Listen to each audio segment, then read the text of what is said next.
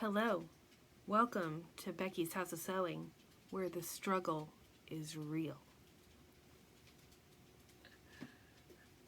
This is Becky from Becky's House of Sewing, live from the sewing room with my trusty pal, Mia Louise, who is scurrying around on the floor. I will not grab her right now. This is a video podcast that I talk about all things thread and needle. Or at least try to and attempt to over and over and over again. I've had multiple attempts of making this video. There's a good possibility that you may never see this video.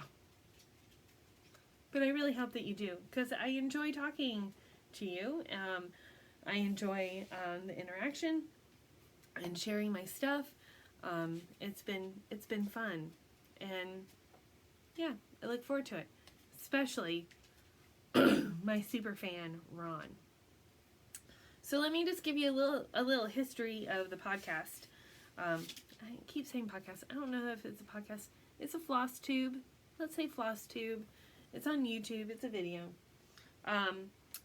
So I live in the Charlotte area of North Carolina. And we have fabulous neighbors, two of them being Ron and Connie. I dare I say favorite neighbors. Ron has a lot of background in a lot of cool things, some of them sewing related, but he has no idea what cross stitch and quilting is, and that's what I mostly talk about on this Flosstube. So there's great enjoyment on this podcast in explaining to Ron what the heck I'm talking about, or what things are. And Connie is there to remind him what I say. That's how that works. And I've explained this before. I'll just briefly say it again. I do a lot of driving for my work. I live about 20 miles away from work, so I have a longer commute. And so I listened to a podcast called Smartless with Sean Hayes, Will Arnett, and Jason Bateman. And Sean Hayes has a sister named Tracy, who in the beginning of their podcast, Sean Hayes would stop the conversation and say, "Tracy, this means X, Y, and Z. Tracy, when we talk about this, it means X, Y, and Z." And it became a shtick. And now me explaining things to Ron reminds me of that. So now we have a drinking game involved with that. Now, drinks do not need to be alcoholic, but I can tell you Ron and Connie's are. Just saying. So if you care to enjoy that, feel free.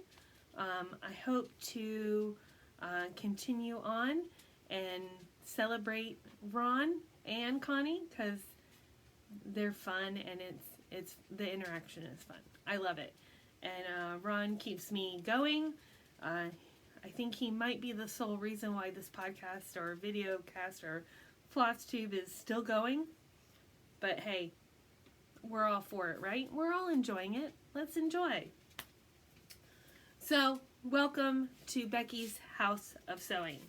Again, all things thread and needle, mostly cross stitch, mostly quilting, but lots of various things. We basically have two hobbies here. We have the acquiring hobby and the doing hobby. Sometimes the acquiring hobby is a little bit more so than the doing hobby.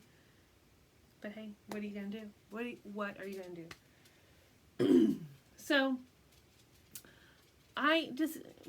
there's some new subscribers, which is great. So, in case you don't know who I am a late 40s somebody who has been surrounded by women of all ages who have basically raised me, friends of the family, all those kinds of ladies who've always been crafters, stitchers, those kinds of people.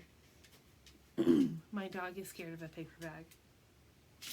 And I find those people very dear and near to me. And I find the thread and needle is a great way to have some meditation and to have some focus on something other than life's troubles from time to time. So it's kind of what helps make me tick, plus the shopping is great. Just saying. I was actually even accused today at Wednesday Stitchers of enabling even more. Sorry, not sorry. Turnaround is fair play. All the things. So, that's right. I have a couple of stitching groups. It's total sidebar. I've had to make this video so many times. I actually had to make notes. I didn't put this down here, but I wanted to kind of share a little bit. I've lived in the Charlotte area now for 10 years, which seems weird to even say that I've been here that long, but in a good way. And I would say about 5 to 6 years ago, I was really kind of, for lack of a better term, lonely. Like I just was missing, I was missing the Stitchers. And the Stitchers are a group of ladies, like I said, about 12 women. They started meeting in the 80s. It's really kind of my mom and my grandmother, and they're friends and family of both age groups.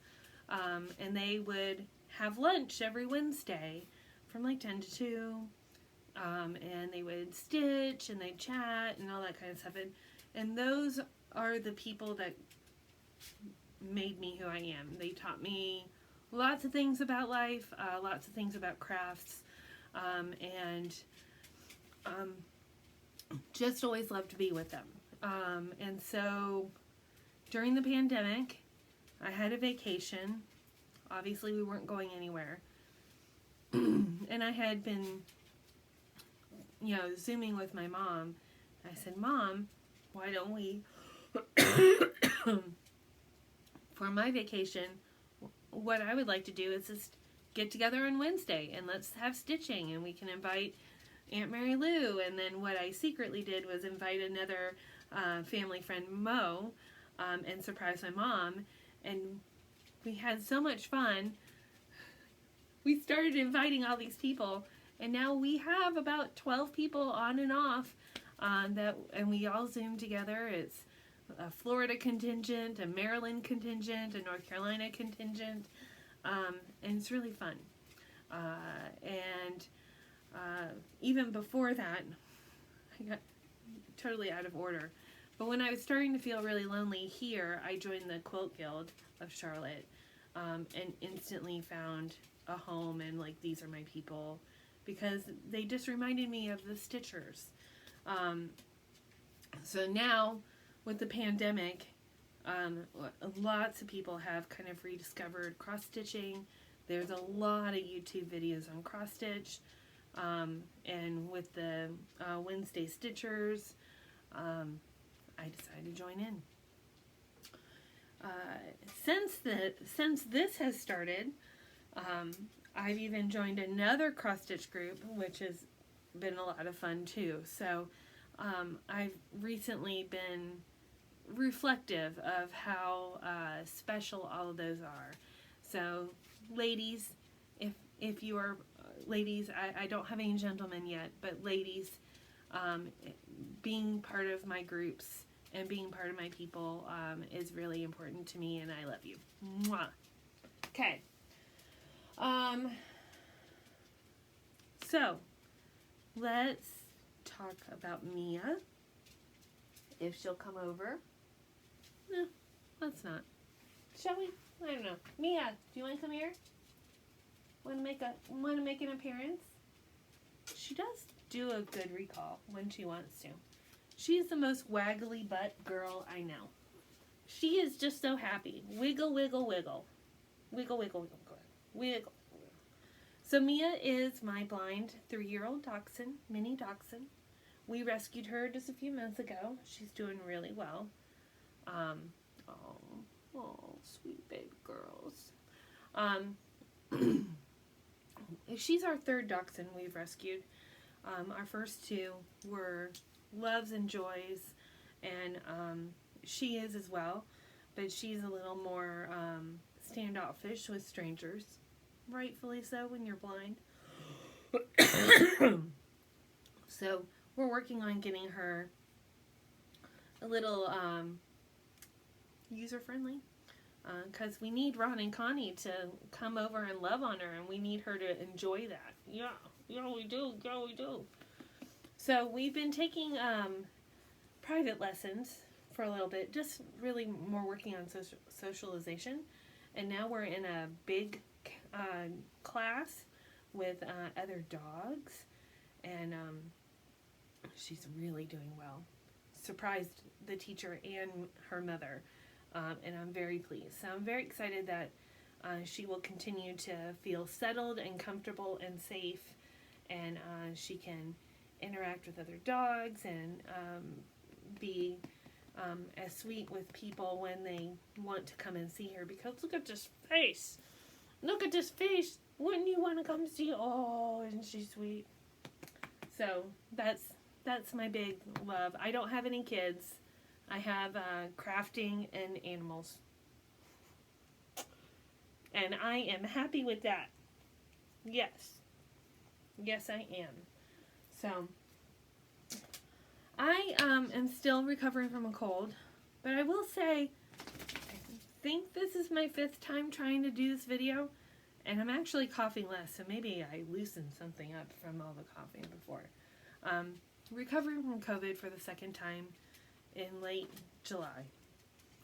I plan on reaching out to the doctor again because I thought maybe it was the lingering cough, but I think it's turned into something else. Unfortunately, that the steroids would not kill or help me get over.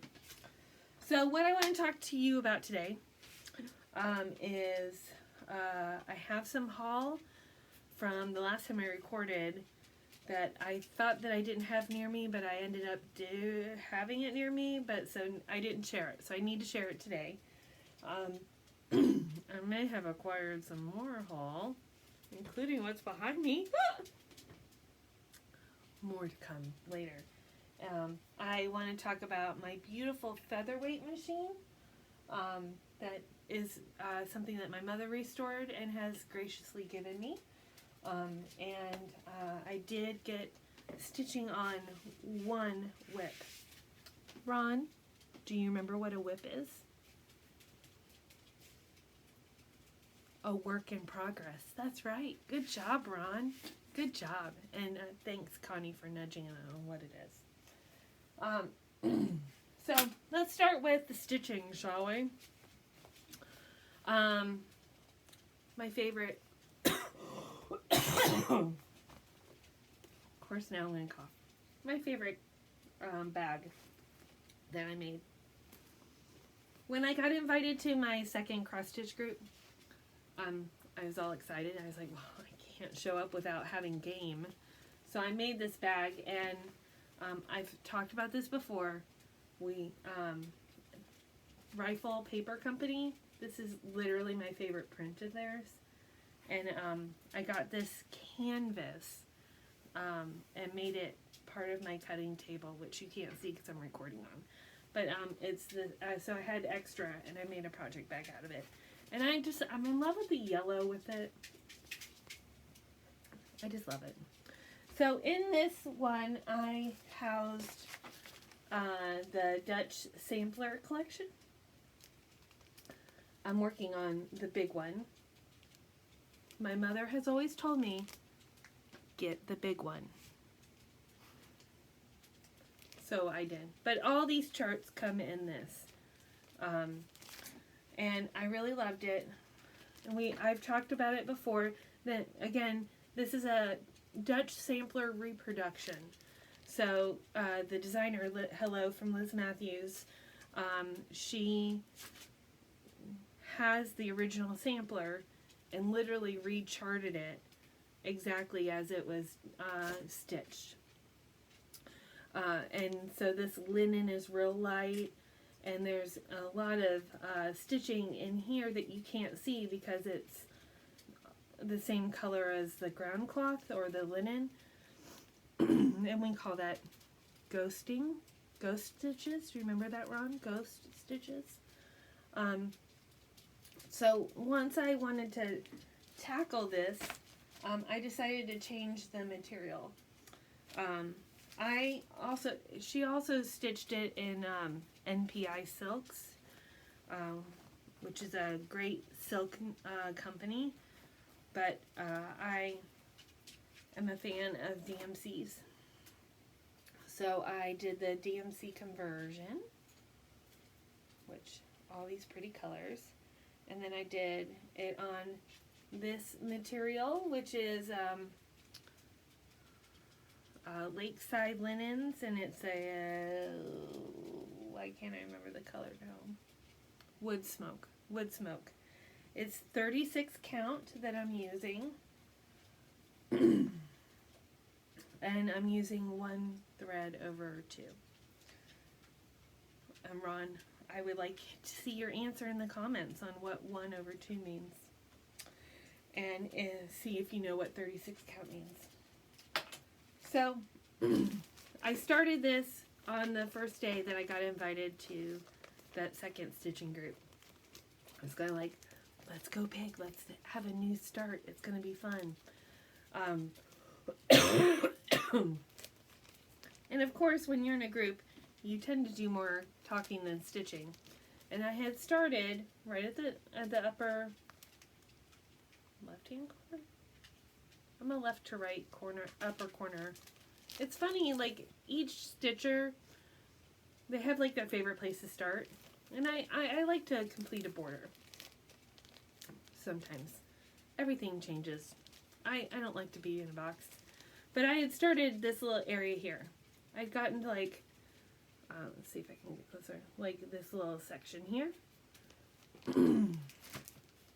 Then got home and realized I was like 2 inches too far over. That if I continued, I would not have enough fabric to do, which if you are with me from day one, you know I've already made that mistake. So I ripped that all out and set it aside, and I just recently restarted it in the right place. But then I was having trouble because, I mean, it's ginormous. This is like 36 by 20 or 30 by 20 size fabric. It's, I mean, it's a bed sheet, people. It's gonna be a big design. So I was having trouble reading the chart, which might have made me feel a little old, but I was okay with it. So I had my husband scan the chart in for me and send it to me as a regular file. And I have been using my iPad so that I downloaded the file to my iPad, and now I can expand it and really see the symbols clearly, and then I can use the markup tool to highlight where I'm at, which is helpful when you're doing the same stitch over and over and over again. You need to remember where you left off. And once that happened, I had a couple late nights of stitching because it was just so exciting that I could get it done, and it was starting to look really pretty. So this is where I'm at with it. Sorry, it's getting a little blown out, meaning you can't see it as clearly, but you can see there's a different color change here in the vine, which is what's called for. These white little dots or fruits you totally couldn't see in the original picture. You see here. You can see that stem of that flower you can't really see either. As I was doing the flower, I was a little concerned because on the first leg of the stitch, it really blends in well with the fabric.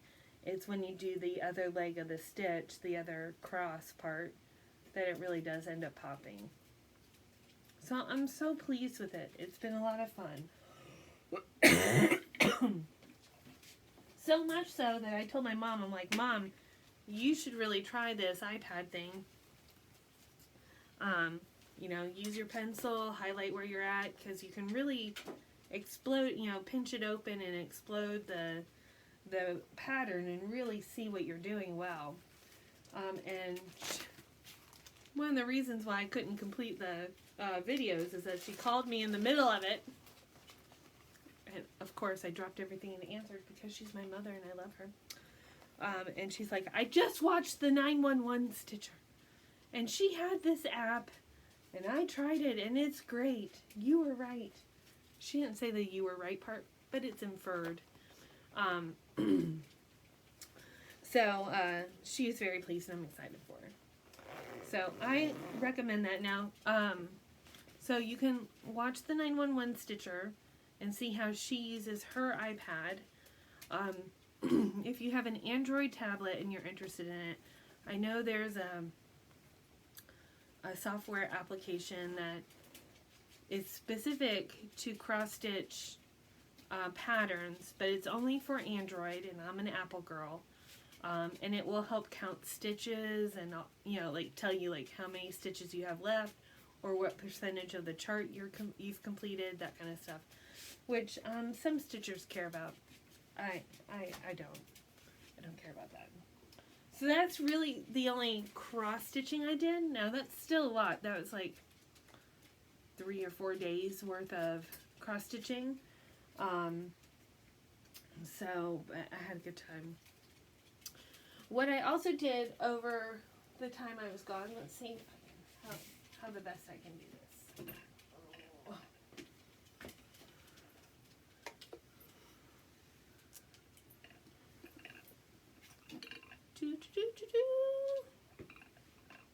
So, I had mentioned that I had ordered some supplies to service my beautiful Featherweight, who will turn 70 on December 12th. I've been watching the Featherweight Doctor, who I got introduced to from some podcasts I was listening to, and have been following her on YouTube, and then wanted to buy, oh, I forgot the mat. Oh, I forgot the things I bought.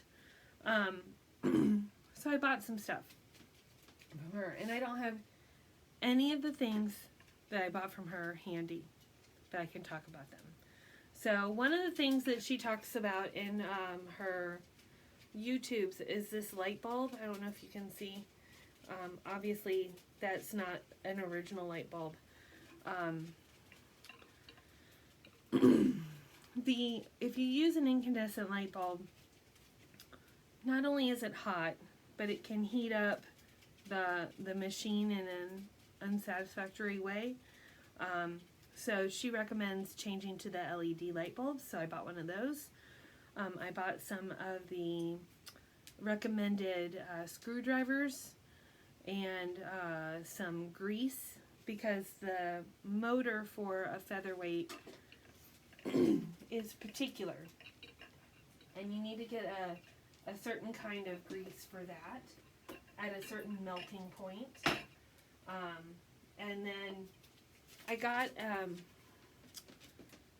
like the kind of material that the scuba gear is made out of. There's a mat with a schematic on where to oil and where to put the grease and blah blah blah blah. So I got all that and I played with it last week, I think. And I got her running and she sounded really good. And I stitched a little bit on her. And then I signed myself up for a virtual class in October, just to go over it again with somebody talking to me, talking me through it as well. So the goal for this Featherweight is to use her once a month. Yes, Mia? Yes? Yes, my love? So the Featherweight Doctor recommends that you can have as many Featherweights as you would like, that you can use at least once every 30 days. And then that keeps it running smoothly and all that kind of stuff. Now, if you are not familiar with a featherweight and you haven't seen my other videos, featherweight machines were made from, I think, the late 20s, early 30s to 50s, I think. They're a casted aluminum machine that has a superior straight stitch. So a lot of quilters and crafters enjoy the featherweight because of the quality of the stitch. And it's also kind of like owning a piece of history. Vintage machines still run great. There's a wide variety of them, not just featherweights. I know because I am now addicted to looking at them on Facebook Marketplace. And, you know, when you think of a modern day machine, which I also have my Genomes behind it, and that cost me $3,000. You know, these machines on the high end can sell for, you know, if you get a painted one like this, you know, a couple $1,000, but in general, the black ones that you see are anywhere between $700 and $400, and they were designed to be portable. They have a cute little case, and they do a really good job still to this day. So it's neat to have a vintage sewing machine. There's no shame in that game. Some of them, the ones during the Depression have a prettier, in my opinion, a prettier design on the front. This one just has a stripe. And obviously this one is red and not black. They did not come out of the factory red. They did have two other colors, a beige and a green, I want to say. Or a white and a tan. White and tan for the featherweights.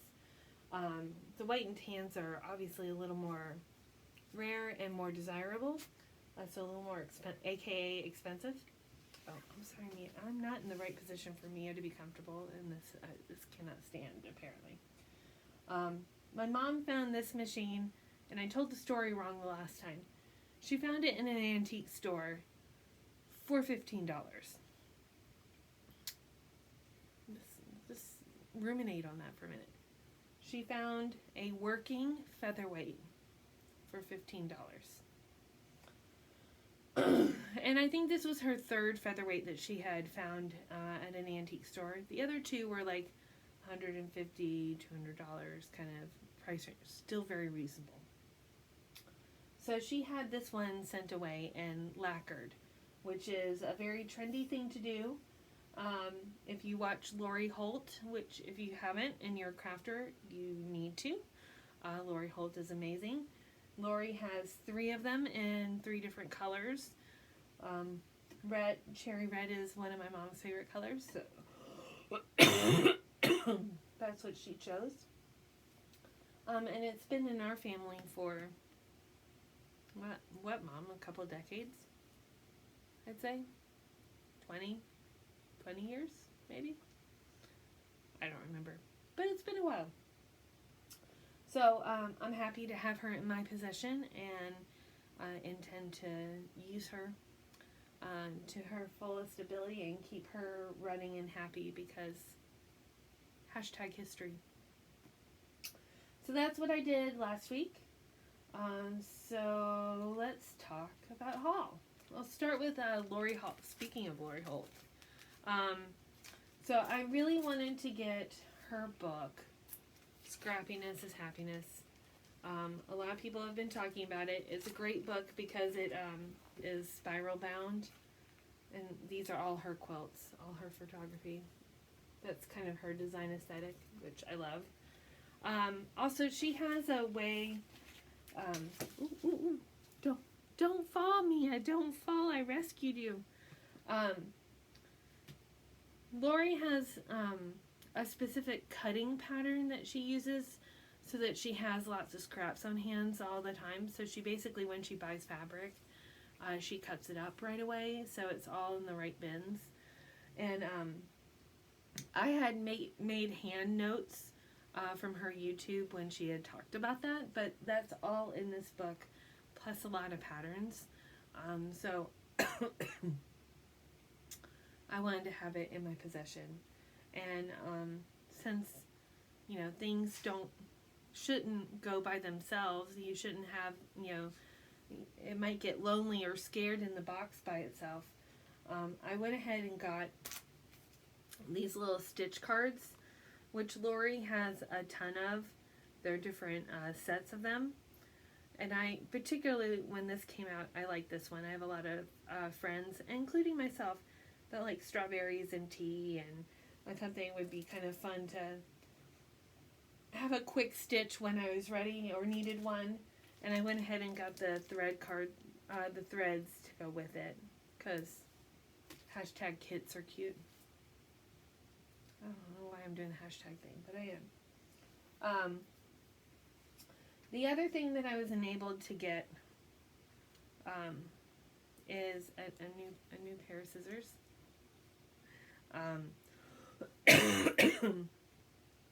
I've been watching a lot of Flosstubes lately because summer school is over, and a lot of my favorite Flosstubers went to summer school.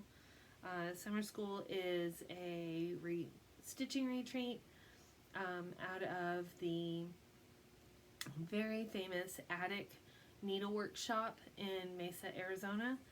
And they have great designers that come, and kits and classes, and lots of shopping is had. And so watching people's reviews on those, I knew I was probably going to be in danger on needing these. I've been wanting these Kohana scissors, and I got them. I didn't necessarily want this color, but Kohanas are like, every time I go to look and buy them, they're sold out. They're out of stock.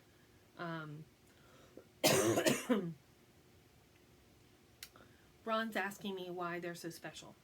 I assume that's what he's asking me. So these are very high quality crafted Japanese blades.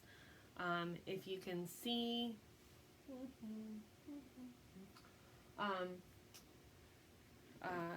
they first of all, let's talk about the handles.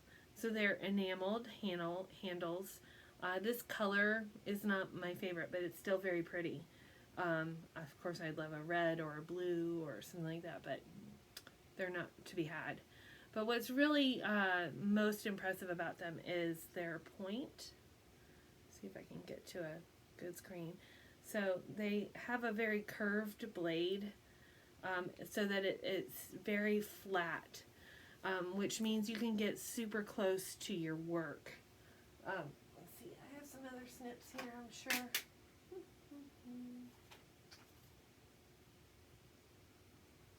Wow. These are not what I would necessarily call snips. They're great applique scissors that have a different purpose. But you can kind of see in comparison, maybe, how thin they are and how sharp of a point.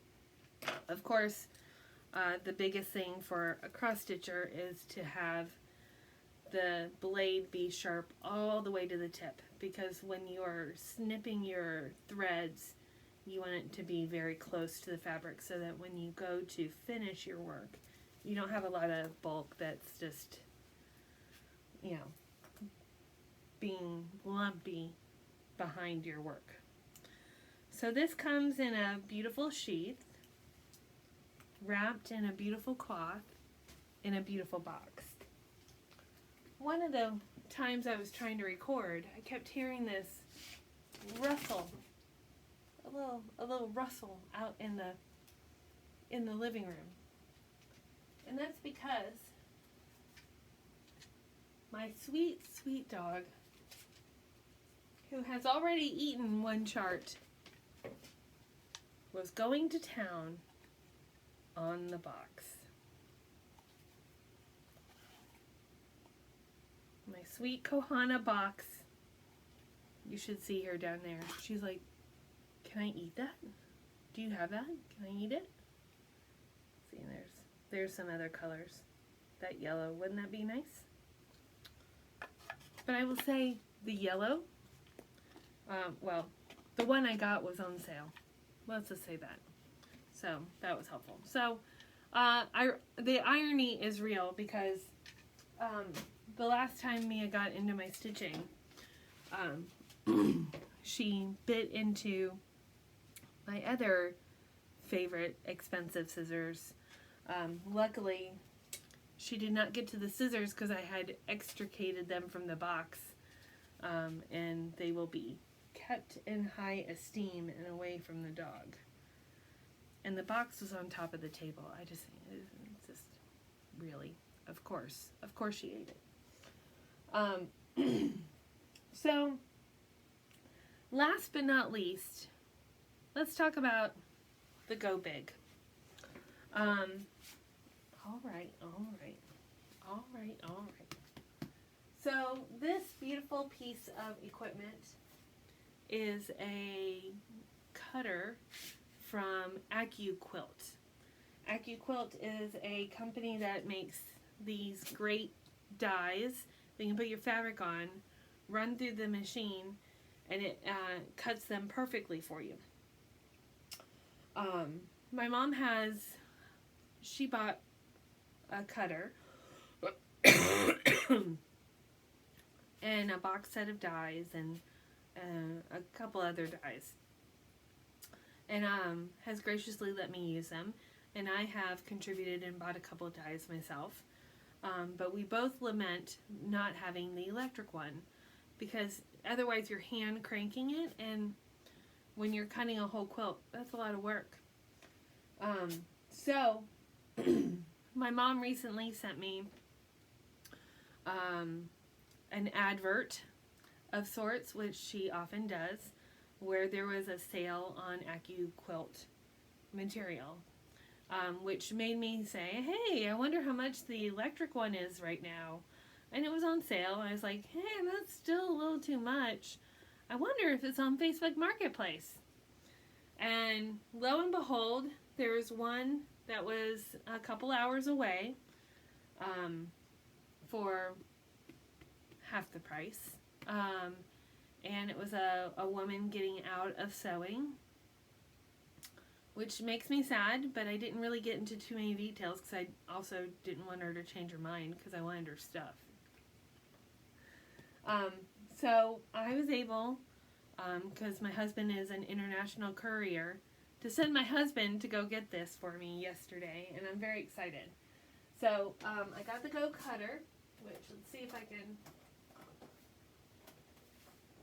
I probably can't, I don't want to do it on TV, but it folds out, and I can run the fabric through. It came with a Flying Geese die set, and she also had the 2.5-inch strip die, which my mom has as well, but is well used. She also gave me 2 creative grid rulers, and then a couple of add a quarter rulers as well. So, and some fabric. Ron, I hear you asking, what is a flying goose or flying geese die?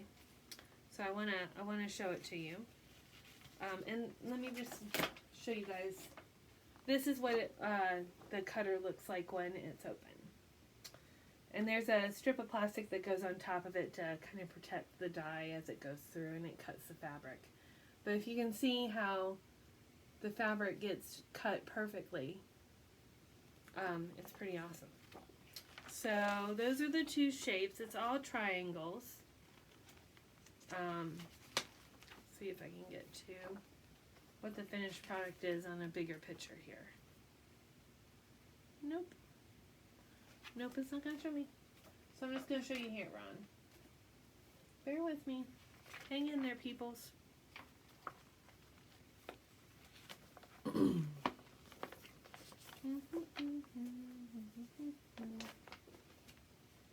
Ooh, Mia really wants to be on my lap, but then she keeps moving around. So, these are all flying geese, and they're different colors. So the bigger like in this little rectangle here. If you look at just the pink and the white, that is one flying goose. So the white part is the goose, and the pink part is the wings. So geese fly in a triangle. That's where it comes from. So it's a very popular pattern, or traditional quilt block. And you can combine them to make a lot of different patterns. So I'm very excited to have that. See, here are two patterns. These are all flying geese. They're just, the goose part is inverted. Ron, do you see that? And these are all flying geese as well. Very common. So I'm very excited to have that. And I feel like I got a great deal. One of the great things about, let me get this out, the AccuPutter, as I drop everything, is that when you're dealing with triangles of such, they cut the dog ears off. So if you were just cutting triangles, you would have these points that kind of flip up once they're sewn together, which can add some bulk to your design. So having those removed lowers the bulk, and it allows you to do an exact 1/4 inch seam. So I'm going to lay these down, Ron, so you can kind of see. That's kind of, you would sew this together and then fold it open and iron it, and then sew this together, and it would make one big rectangle. And yeah, obviously this is the same material because I was testing it, but see how they're kind of flat on the corners? That's super helpful and very exciting to have. So I'm excited. That's quite a bit of stuff, and having put a lot of hours into work lately, this morning when I was having coffee, I just couldn't even pull myself together enough to get out the thread and needle. But I think the time has come. After about the 5th try on the video, I think it's time for me to take my dog out to the couch and turn on my own Flosstube repertoire of people, or maybe even a chick flick of sorts. Maybe I'll watch Top Gun again. I bought Top Gun because it's available on Apple Movies. It's really good. Very enjoyable. And settle in for the night in my jammies with maybe some hot tea and honey so I can stop coughing. But thanks for joining me. I will probably do it again in 2 weeks. If I get a wild hair, I'll do it next week, but I can't make that promise. I've just, it's a lot going on right now, and I deserve some sleep. Until then, Mia hopes that you all have a great couple weeks, that you get lots of stitching done and get all the shopping and do all the things. If you are part of our Wednesday stitching group, I hope you all have your Yazzie bags by next week. And you know what I mean. Alright, love you guys. Talk to you later. Bye.